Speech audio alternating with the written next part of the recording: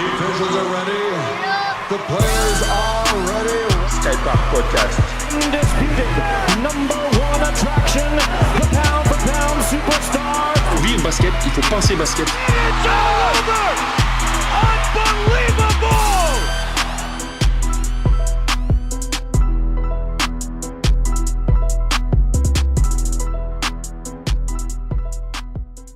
Notre premier invité aujourd'hui, ça va être Miloud Dabi. Miloud Dabi qui est un acteur du basket girondin depuis de nombreuses années, puisqu'il a coaché à Bazas, ensuite au JSA à Bordeaux. Il a coaché récemment au Hayan et depuis peu, alors que l'équipe du Hayan s'est débrouillée pas mal, il a été écarté. Donc on va l'appeler tout de suite pour savoir un petit peu quel a été son parcours et puis savoir un petit peu également qu'est-ce qui s'est passé au niveau du Hayan pour que voilà, il soit écarté. C'est pas lui qui avait coaché les Eli quand il était au GSA? C'est fort possible. Il Il connaît Eli en tout cas, c'est fort possible. On l'appelle tout Quand de Eli suite. était passé au GSA, c'était lui le coach. Une équipe jeune. Et là, cette année, avec le Hayan, c'était pas ça. Oui, allô. Allô Miloud? Oui, bonjour. C'est Ablaï, tu vas bien? Ouais, je vais très bien, je te remercie. Miloud, je suis accompagné de mon associé Jordan Gonzalez. Salut Miloud. Bien enchanté, merci de consacrer un peu de temps. Hein, Alors, de me consacrer un peu de temps. Merci à toi. C'est nous qui te remercions, Miloud. Je sais que tu es quelqu'un d'assez discret, donc c'est nous qui te remercions d'avoir accepté l'invitation. Et donc, on voulait aborder avec toi ton parcours, savoir un petit peu comment tu as débuté, comment tu es rentré dans le basket, savoir ce que tu as pu faire dans les différents clubs que tu as traversés, et puis finir par ta dernière aventure qui malheureusement s'est pas terminée peut-être comme tu le souhaitais au Hayan. Donc tout d'abord, ma première question, Miloud, c'est comment t'es arrivé au basket? Comment tout a commencé? Mais, je suis arrivé au basket. Bon, pour commencer, d'abord, je suis né à Codéran, mais j'ai grandi à Mérignac. Et à résidence Isère, c'est une résidence où pas mal de petits basketteurs sont sortis et donc des basketteurs connus de la région, comme Diallo Ousmane, comme Perper, Donc j'ai grandi donc à résidence Isère à Mérignac, et il se fait que au centre de ma résidence, de la cité Isère, ma résidence, il y avait un terrain de basket. Déjà pour commencer. Donc du coup, ça effectivement, ça a facilité ma passion par la suite, et aussi le fait avec que quand j'allais à l'école, mon directeur d'école et mon instituteur, c'était aussi Monsieur Perper. Monsieur Perper, qui était donc le père de Jean-Noël Perper, qui était le capitaine d'Orthès à l'époque, de la grande époque d'Orthès, de la Rouki, des Nagel, et voilà. D'accord. Donc voilà, donc j'ai baigné, si tu préfères, très tôt, et j'ai été au contact très tôt de personnalités, enfin en tout cas de gens qui côtoyaient déjà le basket. Et puis voilà quoi, donc voilà, donc très tôt. Et puis aussi le fait en est que dans cette résidence, il y avait donc comme je te disais juste au préalable, des joueurs comme Diallo Ousmane, qui était très connu au sein de Mérignac et même basket girondin. Il était très connu, il jouait au basket à l'équipe première, c'était un pivot. Il y avait aussi Bruno Pontens, que vous connaissez aussi, et très certainement pour avoir été joueur, mais aussi président du club de basket de Mérignac. Il y a eu aussi Richard Perper, bien entendu, le fils de Monsieur Perper, qui a joué très longtemps aussi à Mérignac. Donc voilà, donc ça a commencé de cette manière-là. Et quand est-ce que tu as décidé de prendre ta première licence? J'ai pris ma première licence à Mérignac, puisque la résidence où j'habitais se trouvait juste derrière le stade de Mérignac. D'accord. Et donc du coup, comme à l'époque, Monsieur Perper s'occupait aussi, puisque son fils jouait, puis que ses fils jouaient au basket, il était déjà entraîneur à Mérignac. Donc j'ai tout à fait normalement pris une licence à Mérignac en Benjamin. Ouais. Voilà. T'avais quel âge à cette époque-là? C'était à quel niveau? J'étais en poussin Benjamin première année. Hein. Ouais. Donc très très jeune. Très très jeune, ouais. Okay. Tout à fait.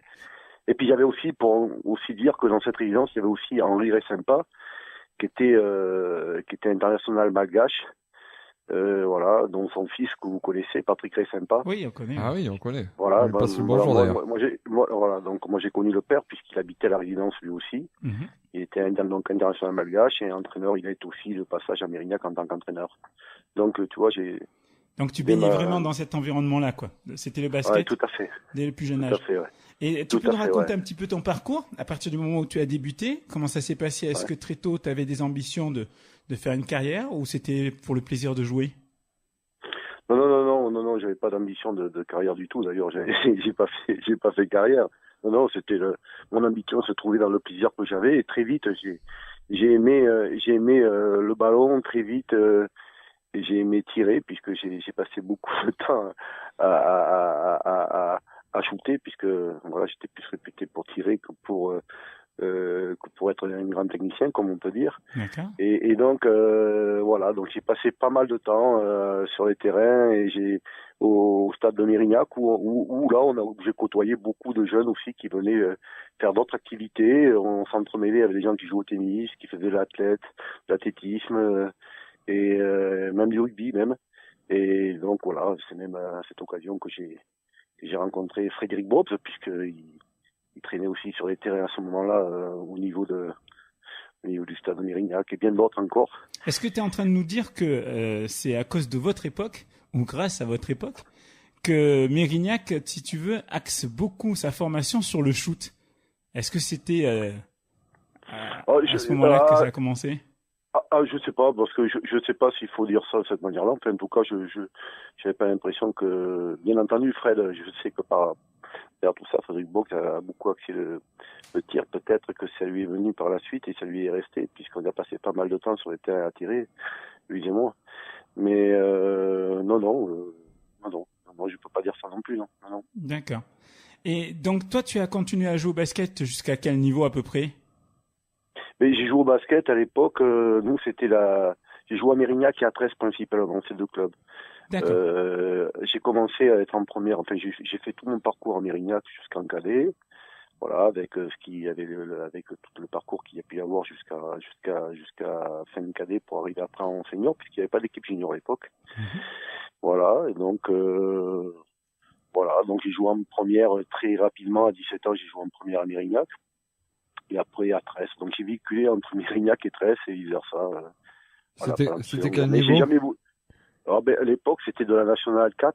Ça s'appelait Nationale 4 à l'époque. D'accord. C'est la pré-nationale, quoi. Alors peut-être que on peut le résoudre à la pré-nationale maintenant. Hein. Très certainement, je pense qu'on peut le transférer à ça. Bien qu'il y avait une excellence aquitaine à l'époque, ça existait aussi. D'accord. C'était pas la prénat, il y avait une excellence aquitaine dessous avec les autres niveaux régionaux. Voilà. Donc très tôt, j'ai joué, oui effectivement en première et puis voilà quoi, j'ai été à 13 et puis au SAP. Voilà. D'accord.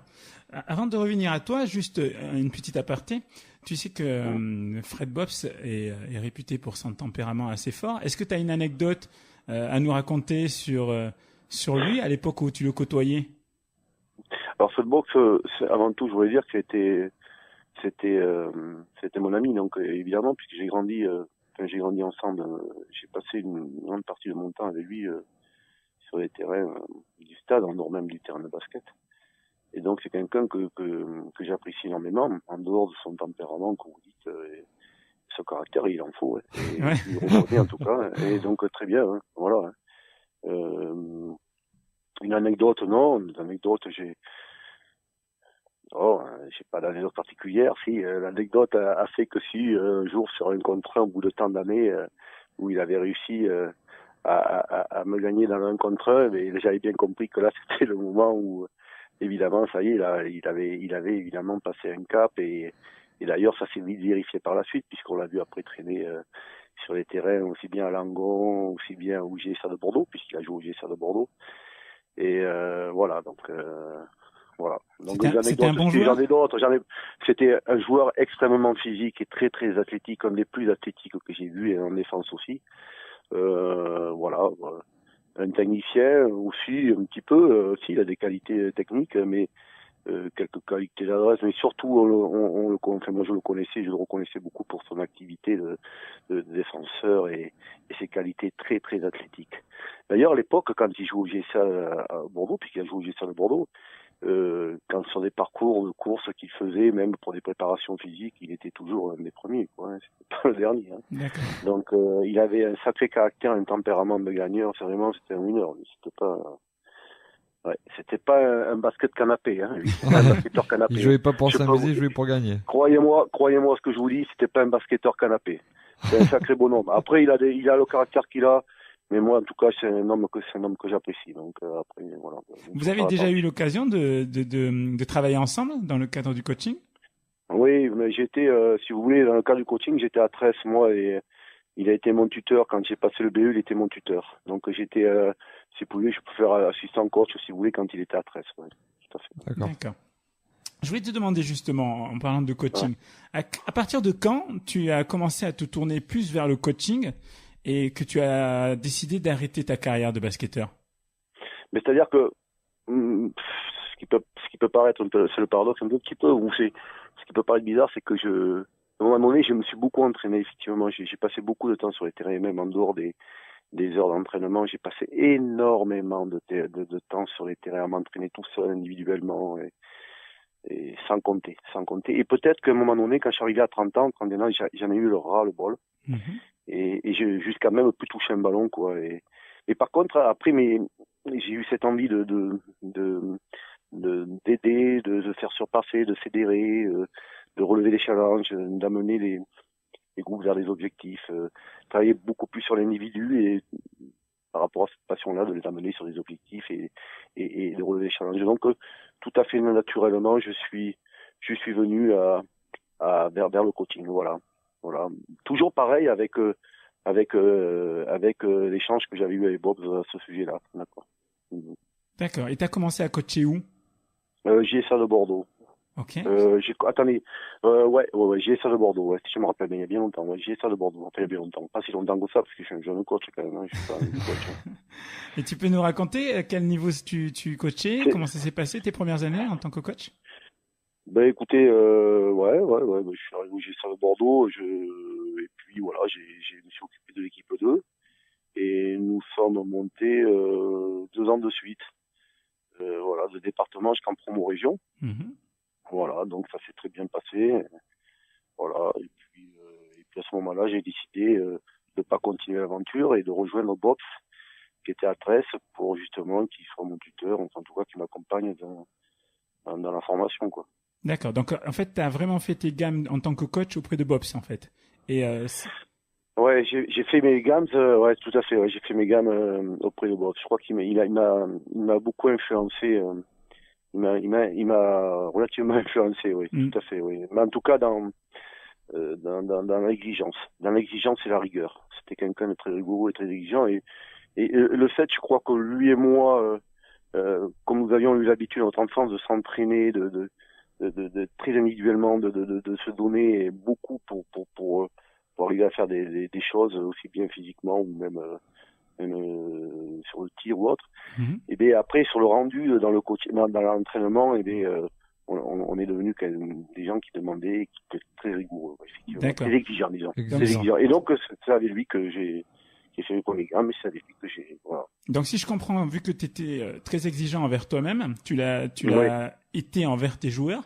Est-ce que tu peux nous expliquer de façon très concrète ce que tu entends quand tu parles d'exigeant? D'exigence, quand je suis exigeant, alors il y avait l'exigence effectivement au niveau des attitudes, c'est surtout au niveau des attitudes et des intentions qu'on doit avoir sur le terrain, quoi. Que ce soit dès le début de l'entraînement jusqu'à la fin de l'entraînement. Et pareil en match. Donc voilà, très exigeant, c'est avoir ses intentions, ses attitudes et être à 200% dans ce que l'on fait, quoi. Ne pas faire semblant, ne pas se dédouaner de quoi que ce soit et même si on est toujours dans l'aide et l'entraide, même dans l'entraînement avec ses coéquipiers, mais individuellement, c'était vraiment de l'investissement, hein, dans le regard, dans le geste, dans l'attitude. C'était ça, quoi. Hein, c'était ça qu'on demandait. Hein. Voilà. Avant tout, je crois qu'il faut être exigeant à ce niveau-là si on veut que les entraînements et qu'on puisse avoir du résultat au niveau du travail qui est fait. Et du coup, donc après 13, tu es parti sur quel club? Mais après, GSA de Bordeaux, alors GSA de Bordeaux, c'était Tresse, d'accord. Oui. Et Tresse m'avait proposé effectivement, quand Fred avait fini, de prendre la suite. Et on passe, enfin, moi je pensais que je devais pas prendre la suite derrière box, parce qu'on passe généralement, c'est très difficile de passer derrière box, c'est quand même un sacré phénomène. Et donc voilà, on m'a demandé Wayang, je suis parti Wayang, ouais, effectivement. Je suis parti Wayang. T'es passé par Bazas avant? Par où? Bazas. Bazas, c'est après Bazas. Ah, c'est après, d'accord. Ok, Ouais. donc t'es passé par le Hayan, et ensuite Ouais. t'es parti à Bazas et t'es revenu au Hayan, c'est ça? Ouais, je suis passé, Ok. voilà, je suis passé Wayang. Ouais, je suis passé Wayang, je suis passé à Bazas. Wayang, ça s'est très bien passé, hein. D'accord. On avait ouais, ça s'est très bien passé. D'ailleurs, c'est quand j'ai quitté Wayang, c'est à ce moment-là que j'ai mis Julien Vigneault. C'était pour la première fois qu'il a entraîné, son premier poste, il a eu Wayang. Julien, il s'occupe puis, des jeunes oui. actuellement, Julien, c'est ça? Julien est directeur technique du club. D'accord. Alors, il s'occupe des jeunes, il est directeur technique, il fait de très bonnes choses. D'accord. Voilà, et puis après je suis parti à Bazas, bien entendu. Quand tu décides de changer de club comme ça, c'est pour aller vers un nouveau challenge ou c'est parce que... Non, je décide pas moi-même de changer. Généralement, je fais une rencontre ou voilà, ça s'est toujours fait comme ça. Hein. Voilà quoi. Il y avait une volonté de ma part de changer, mais en même temps, les circonstances ont fait que j'ai croisé, j'ai rencontré, et puis il y avait aussi les circonstances, le contexte aussi. Mhm. Pour Bazas, en même temps, le contexte c'était que j'habitais aussi rive droite, vers Podensac. Et donc du coup après, comme j'avais la volonté de continuer dans le basket, il fallait trouver un club en tout cas qui veuille bien m'accepter. Hein. Mhm. Et puis la coïncidence a voulu que Bazas s'est trouvé sur mon chemin. Et puis voilà, donc puis Bazas ça a été une partie de mes années de basket, en tout cas en tant qu'entraîneur, qui a compté énormément quoi. Combien de temps tu es Voilà. resté à Bazas? 3 ans et demi, je crois. Je sais plus exactement. Je crois que c'est 3 ans et demi. Et t'as eu des résultats? T'as eu des résultats, il me semble aussi. Oui, on est monté en région aussi. Ouais. D'accord. Alors, On est monté en région. moi, j'ai une question à te poser, parce que là, pour l'instant, sur ce que tu nous as indiqué, et on va le voir aussi par la suite, puisque tu fais un retour à Hayan, et au Hayan, tu arrives aussi à faire monter l'équipe. J'aimerais savoir comment, toi, en tant que coach, c'est pour moi ce qui me paraît presque l'une des choses les plus difficiles en tant que coach, comment tu arrives à transmettre ta motivation, comment tu arrives à faire en sorte que les joueurs que tu coaches soient aussi exigeants envers eux que toi, tu ne l'es envers eux. Mais l'exigence, c'est déjà pour être exigeant, avant tout, il faut d'abord se connaître soi-même, quoi. C'est-à-dire, vous pouvez pas demander d'être exigeant sur quelqu'un si vous-même vous n'êtes pas sur vous-même. Donc, par conséquent, ça demande aussi un travail sur vous-même, de vous connaître et de savoir comment vous fonctionnez. Si vous ne savez pas comment vous fonctionnez, mais évidemment, ça va être difficile. Si vous vous respectez pas en tant que tel, vous allez avoir du mal à pouvoir respecter les gens et leur demander d'être exigeant. Donc il y a un travail sur l'individu à faire dans le relationnel, dans le questionnement. Alors, sur vous-même, mais aussi sur les gens avec qui vous travaillez, notamment les individus, puisque pour moi c'est des individus. Je les considère avant tout comme individus avant de les considérer en tant que joueurs. Il est hors de question pour moi de les considérer en tant que joueurs. Moi je les considère en tant qu'individus. J'ai un respect pour ça, pour ce qu'ils sont, et comme ils sont, pour ce qu'ils sont et comme ils sont avant tout. Voilà. Donc il faut déjà, mon travail il est déjà sur ça. C'est-à-dire que mon travail se fait déjà en dehors du terrain. Sans être trop curieux, mais savoir qu'est-ce qu'ils font, voilà, quelles sont leurs ambitions, leurs projets, voilà, s'ils veulent bien me le dire. Et de ce fait, de cette discussion, il en sort véritablement une confiance, et puis aussi, ça me permet de savoir ce que je vais pouvoir, par rapport à leurs caractéristiques, à leurs caractéristiques d'individus avant tout, de pouvoir ce que je vais pouvoir tirer d'eux sur le terrain. Parce que l'intention, c'est une affaire d'individu. C'est avant tout, c'est ce que vous pouvez sortir de vous-même pour vous surpasser. C'est ça l'objectif, c'est le surpassement de soi en fin de compte, c'est le plaisir qu'on peut avoir à se surpasser. Donc les amener vers ça.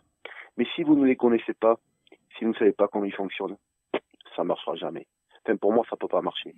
Vous pouvez, moi je pense qu'il faut d'abord, enfin moi en tout cas j'ai travaillé sur ce sujet-là, et après évidemment leur caractéristique basket est importante, bien entendu, suivant ce que vous voulez faire, suivant sur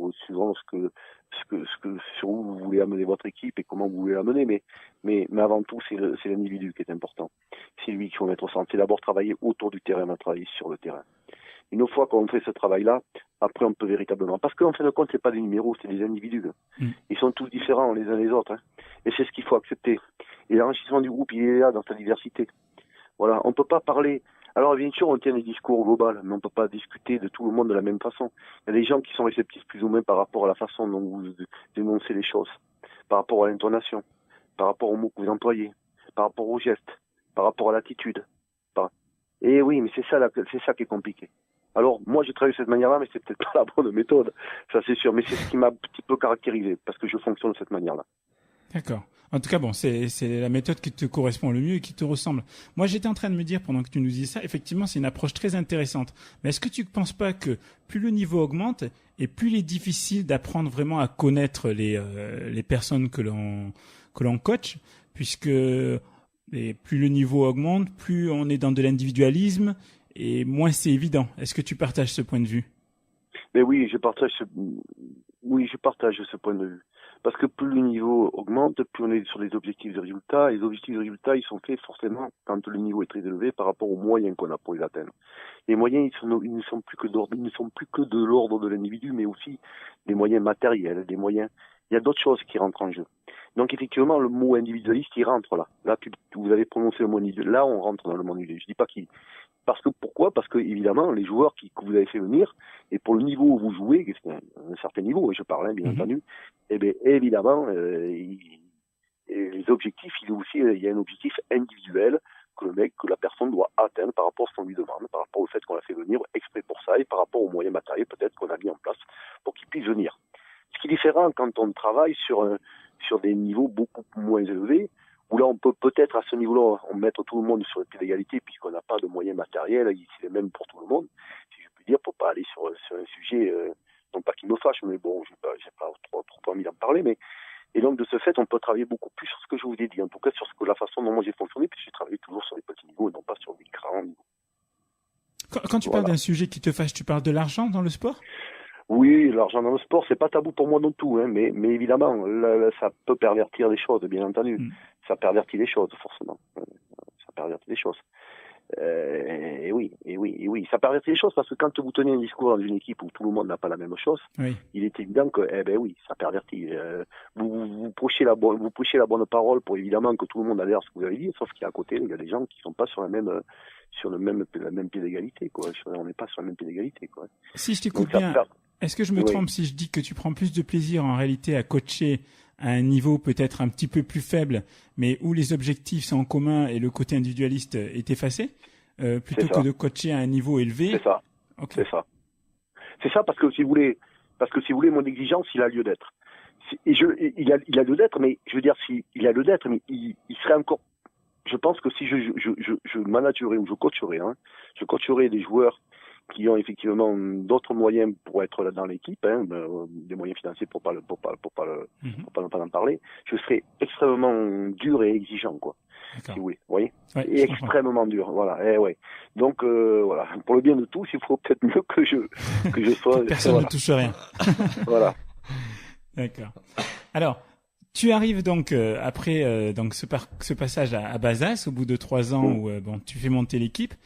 Tu es contacté par le Hayan ou comment ça se passe? Une rencontre de nouveau? Non, j'ai été contacté par les GSA de Bordeaux. Je suis revenu au GSA de Bordeaux. D'accord. Puisque à ce moment-là, on m'a reproposé de revenir au GSA de Bordeaux. D'accord. Là, tu t'occupes des U20, si je dis pas de bêtises, c'est ça? Non, je me suis occupé de l'équipe 2 et nous sommes remontés en région. Ok. On est remontés en région et je me suis occupé aussi un peu sur des entraînements transverses avec des juniors qui jouent en région. J'ai fait quelques entraînements d'atelier individuels pour des filles de la première, notamment une, de shoot, bien entendu. Voilà, je me suis occupé aussi, j'ai travaillé avec Daniel Rousseau sur l'école mini basket. Aussi. C'était super ça, parce qu'il faut mettre en avant le fait de son remarquable travail. Vraiment, enfin, à l'époque, puisque je sais qu'il ne le fait plus, mais il faisait un travail remarquable au niveau de l'école mini-basket, il faut le dire, hein, mettre à l'avant, comme Bernard Mazet, hein, à son niveau-là, lui aussi, hein.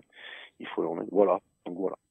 Donc, Daniel je suis Rousseau, repassé au GSA à leur demande. Oui. Daniel Rousseau, je me souviens que quand j'ai passé mes premiers diplômes d'entraîneur, effectivement, il nous avait fait, on va dire, une présentation de méthodes de travail que lui utilisait. Effectivement, c'était très intéressant, oui. Chez les mini-baskets, c'était très intéressant. Ah, non, il faut le reconnaître, hein. Faut pas dire des bêtises. Sur l'école mini-basket, Daniel Rousseau est à son avantage, hein, d'accord? Comme Bernard Mazet aussi, sur l'école mini-basket, moi je l'ai vu travailler pour assister à maintes fois les séances et ils étaient à leur affaire. Il n'y a pas de problème sur ça. D'ailleurs, tu parles de formation d'école mini-basket. Toi, les équipes que tu coaches, en général, c'est surtout des équipes seniors? Ou tu as aussi coaché des équipes de jeunes? Non. J'ai à Bazas, j'étais sur les petits, j'étais à Bazas, mettons un exemple, à Bazas, j'ai fait sur les petits, mais à Bazas, j'allais aussi faire directement dans les écoles, C'est-à-dire, je prenais des RTT, puisque j'ai la chance d'avoir des RTT, et donc j'avais des RTT, et je m'en servais pour aller travailler sur les écoles, pour emmener après les petits vers le club de Bazas. Et je l'ai fait donc au GSA, là c'était avec Daniel Rousseau, et je l'ai fait aussi au Hayan, puisque j'ai entraîné l'école mini-basket aussi au Hayan. Oui, donc c'est vraiment le goût du partage, quoi. Ah, ben avant tout. Avant tout, le goût du partage, voilà quoi, le goût du partage, l'envie d'échanger, d'apprendre des petits comme des grands, voilà, de m'enrichir de tout le monde et de ce qu'on me disait, de ce que je pouvais montrer, de ce qui marchait, de ce qui marchait pas. Le partage à fond. Alors, le participatif. Vous voyez, moi, c'est ça qui m'a fait vibrer, moi, tout le temps, hein, c'est d'apprendre des uns et des autres. Alors ça, c'est intéressant, Miloud. C'est intéressant ce que tu dis. C'est ça qui est super, ouais. Parce que quand tu nous parles d'apprendre, ensuite on parlera de ton arrivée au Hayan.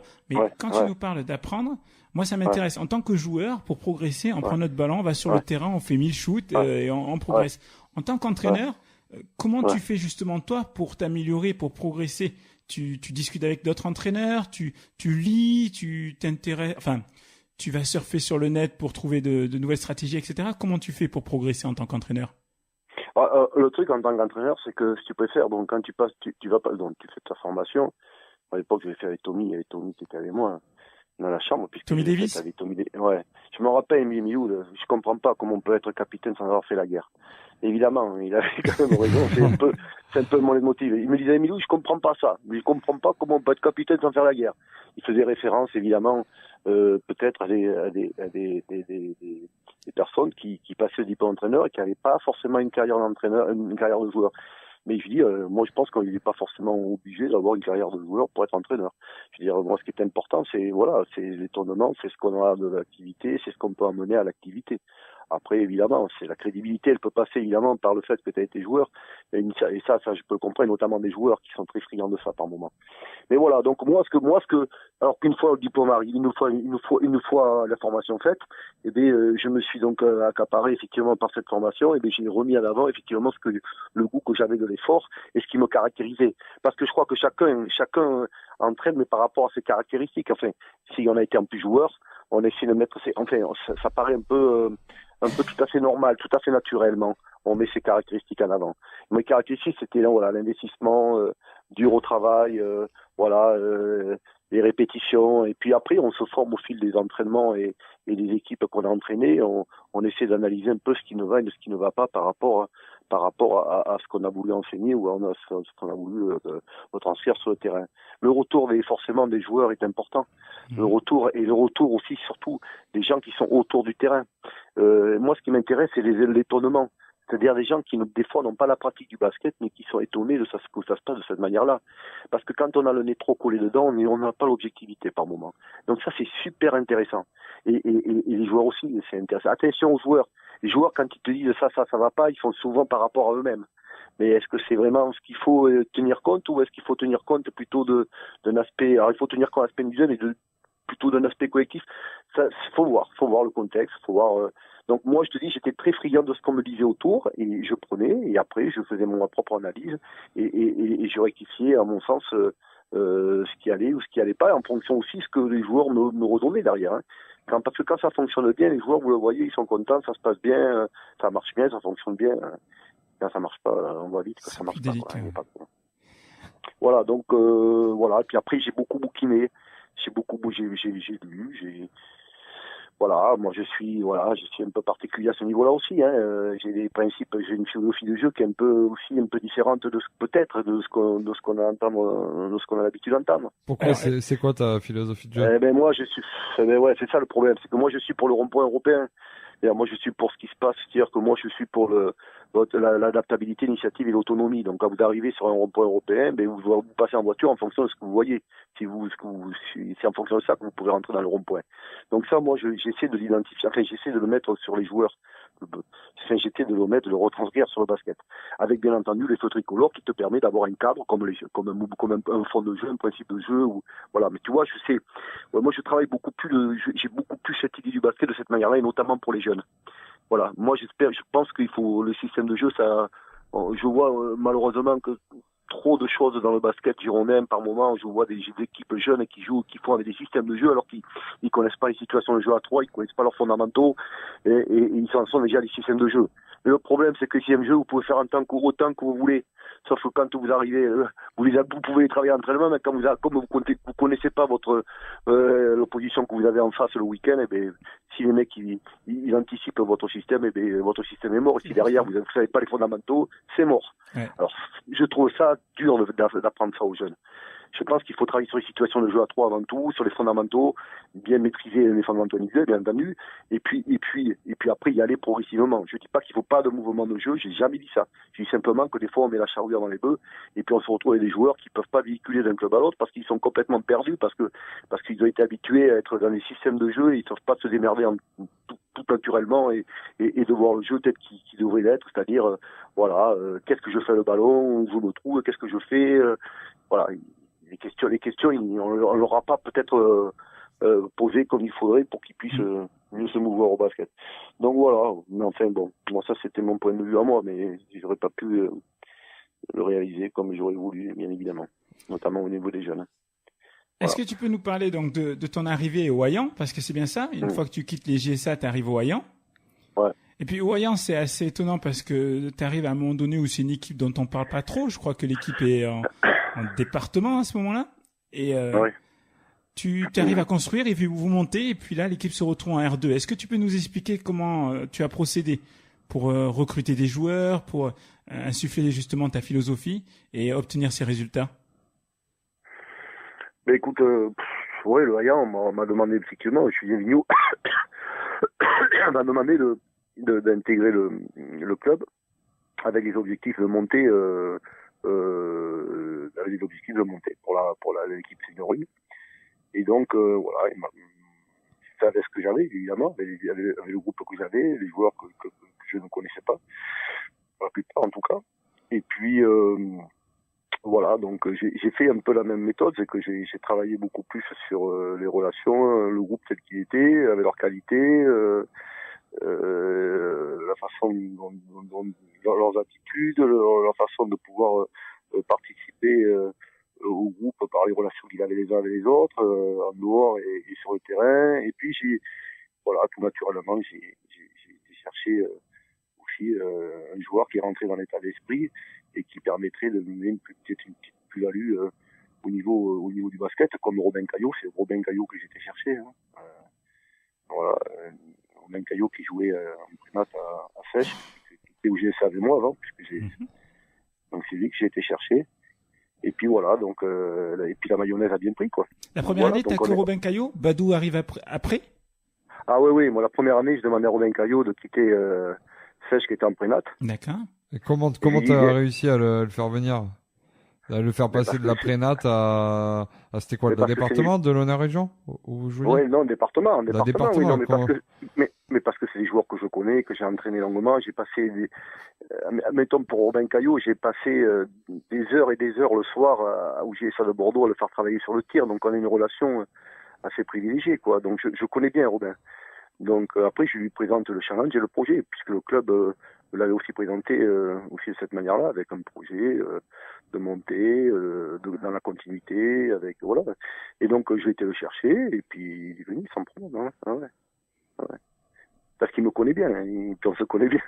Donc on a confiance l'un à l'autre. Il y avait déjà un gros travail qui avait été fait pendant des années, hein, sur l'individu, sur ce qu'on était, sur le respect qu'on avait l'un par rapport à l'autre, de ce qu'on disait, de ce qu'on avait fait ensemble.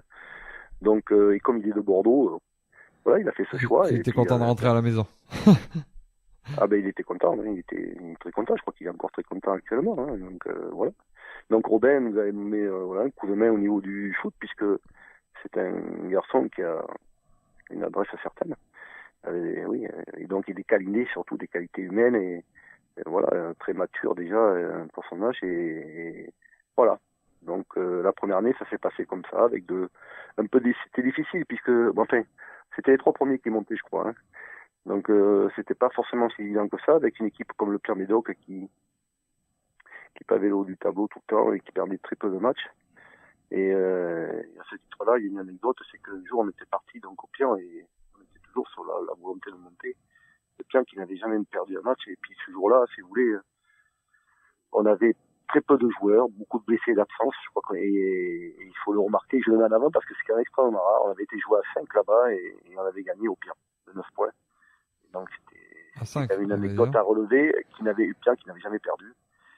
Voilà. Donc et Robin Caillot avait fait ce qu'il fallait ce jour-là en tout cas.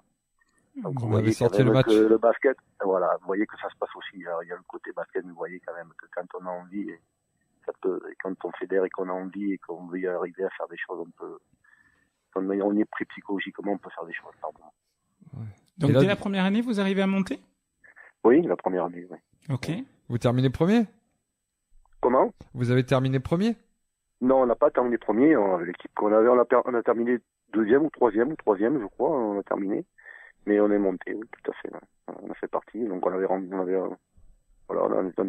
rentré dans les objectifs attendus du club. D'accord. Et donc, tu fais venir Badou. Donc Badou qui a joué au GSA également. Oui, c'est-à-dire que je fais venir Badou. Ah oui, oui. Et Badou, si vous voulez, Badou, je le connais très bien. Badou, c'est une grande histoire, Badou, parce que moi j'allais mais Badou, je le connais très bien. Je le connais très bien dans tout son parcours. Je l'ai eu avec moi longtemps au GSA de Bordeaux et notamment quand il avait de gros problèmes au niveau des rotules et des problèmes au niveau des genoux.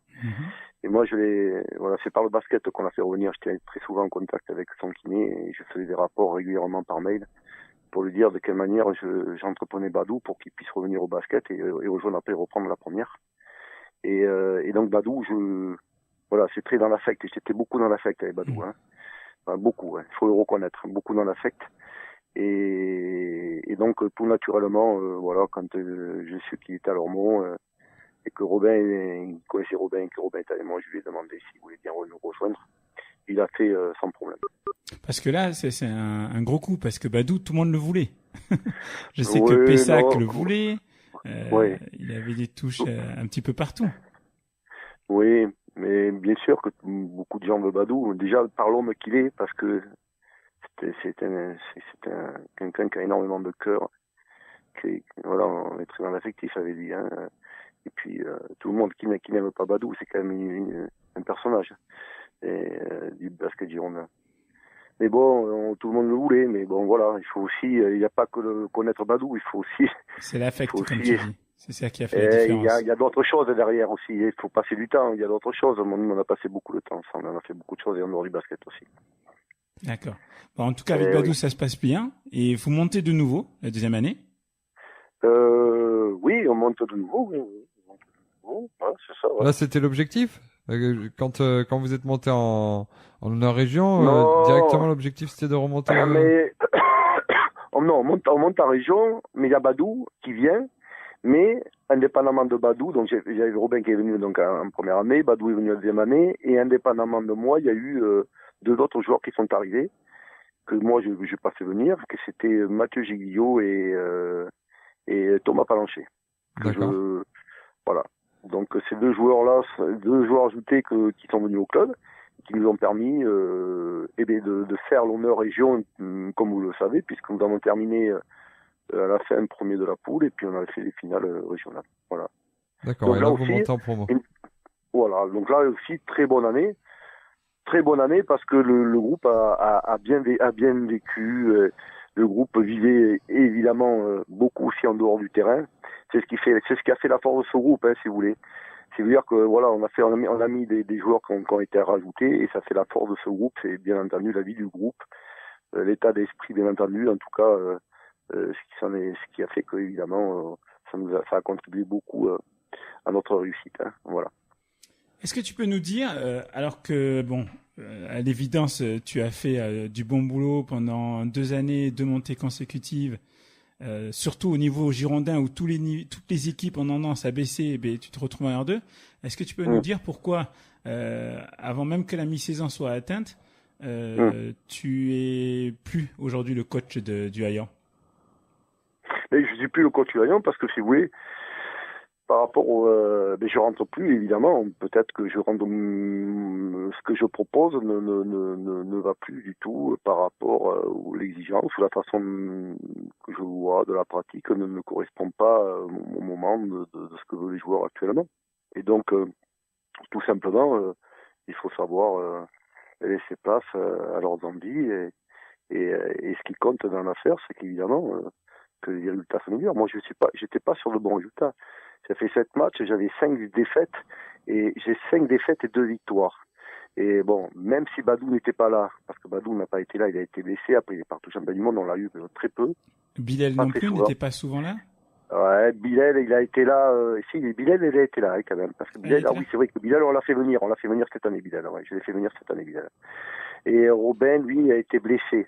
Donc il reprend juste là, il a fait qu'un match, 1 ou 2 matchs avec nous. Donc c'est vrai que ça n'a pas été évident. Nous n'avons pas eu un début de saison qui était très évident. Vraiment, ça a été difficile. Et donc voilà. Et donc ce parcours-là n'a pas été bon. Mon parcours n'a pas été bon, mais véritablement pas bon, puisque sur 7 matchs, nous gagnons que 2 matchs, j'en perds 5.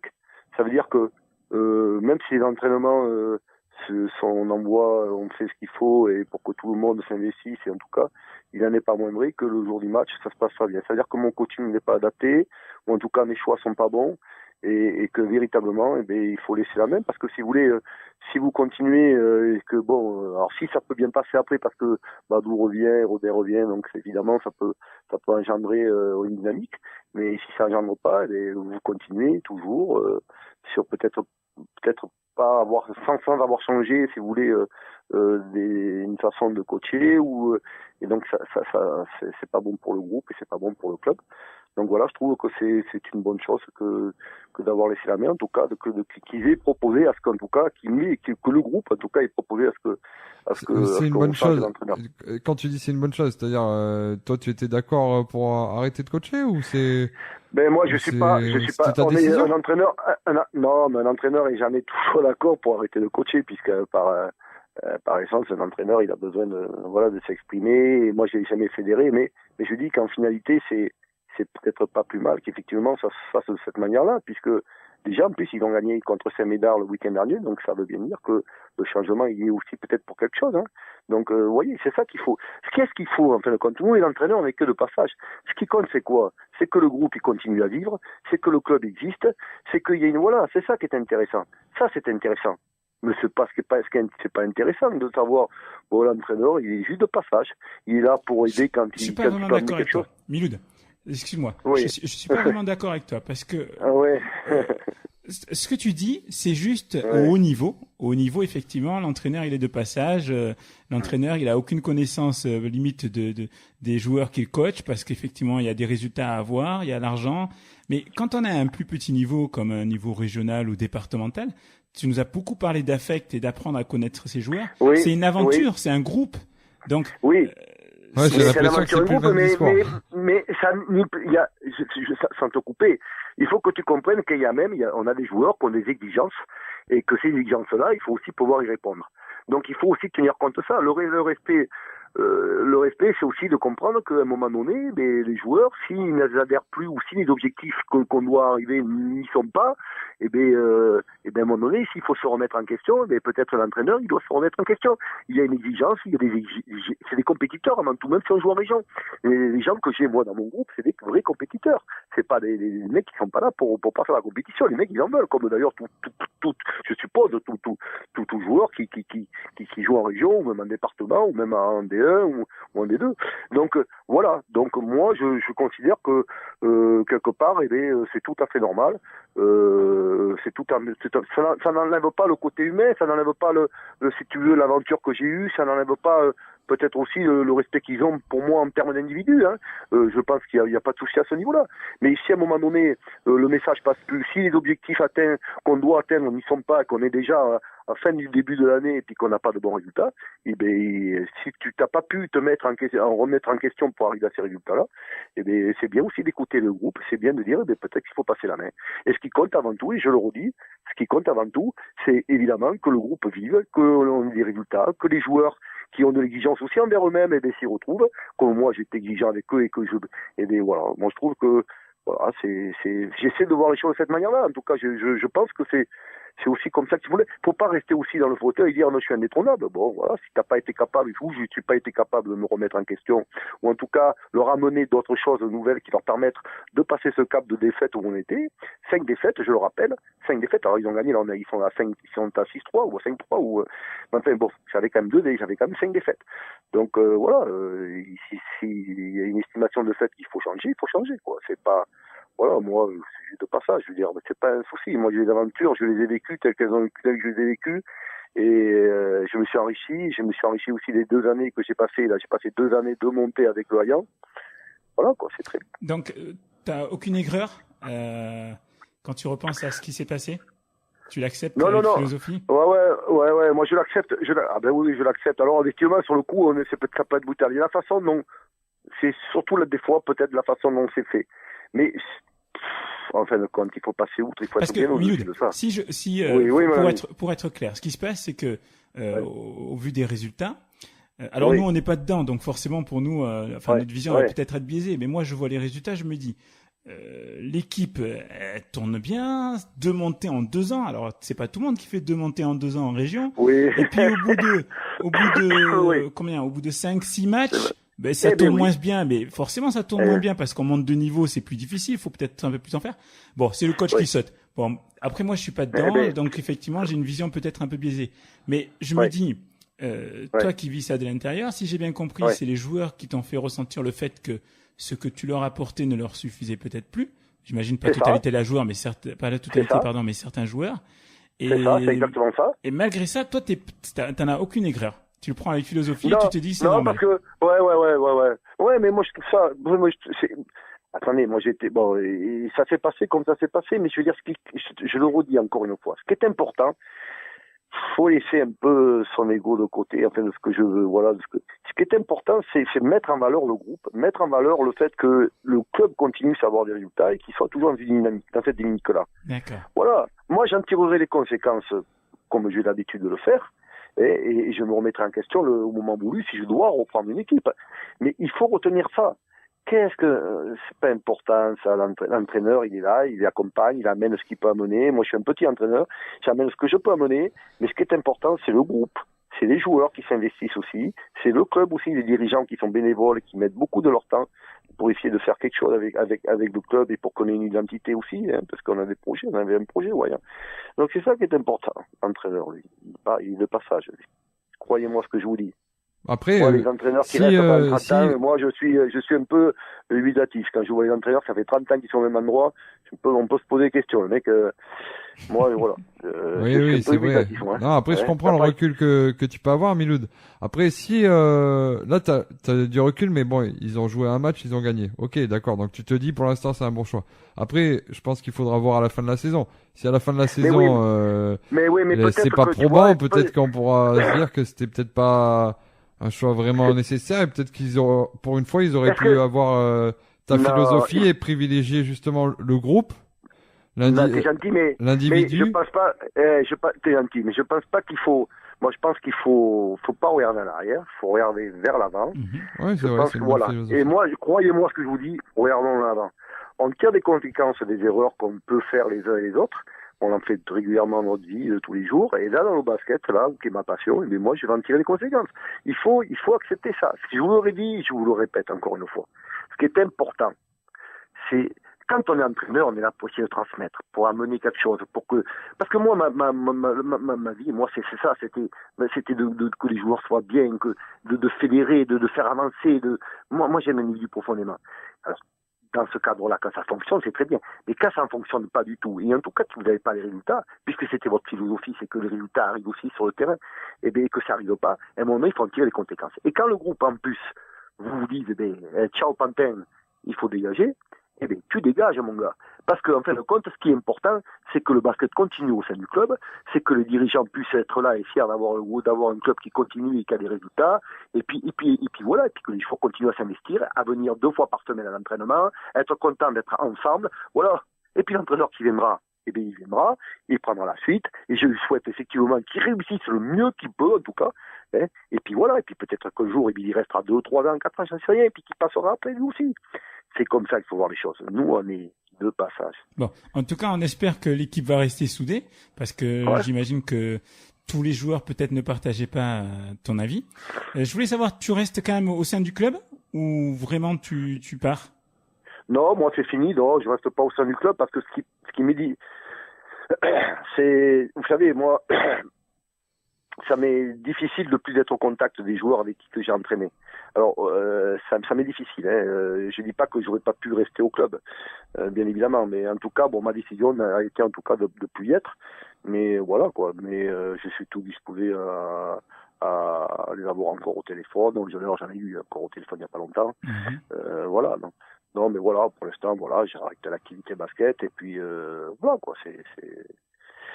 C'est pas un souci en tout cas. Bon, en tout cas, le coaching c'est pas fini. L'année prochaine, on te retrouve sur le banc d'une équipe de région de nouveau. Ah, je sais pas. Ça, je sais